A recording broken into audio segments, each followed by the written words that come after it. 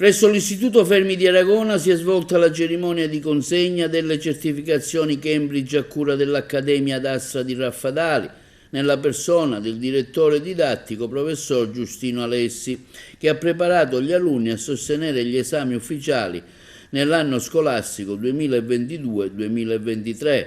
L'evento assume maggiore rilevanza considerando che l'Istituto Enrico Fermi è il primo istituto tecnico professionale della provincia di Agrigento ad avviare un percorso di preparazione al conseguimento di una certificazione riconosciuta a livello internazionale che consentirà agli studenti di accedere con competenza al mondo delle professioni e delle università.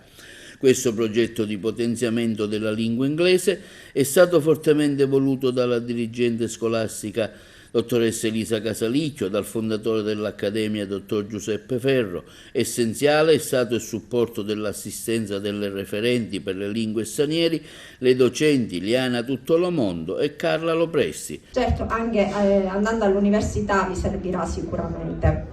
Però dico, ormai non si fa un colloquio di lavoro senza che un titolare chieda necessariamente che i propri dipendenti abbiano conoscenze nella lingua inglese. Ma dico, al di là dell'essere dipendenti di un'azienda e conoscere l'inglese, voi sarete imprenditori sicuramente, qualcuno di voi aprirà delle aziende. Ora da meno vi servirà sicuramente anche dal punto di vista proprio della socializzazione con i vostri coetanei. Noi abbiamo avuto l'esperienza dell'Erasmus 2 anni fa, i nostri ragazzi sono andati e quest'anno la stiamo riproponendo e i nostri ragazzi sono stati in Portogallo, qualcuno c'è, quindi ne possono parlare proprio per esperienza personale.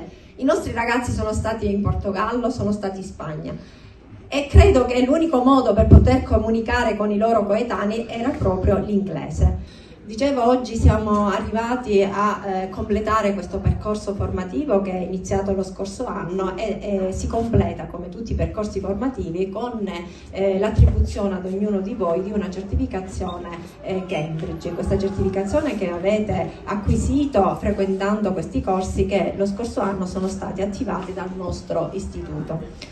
È stata un'esperienza, almeno io l'ho vissuta un po' dall'esterno, però è stata un'esperienza veramente positiva e importante.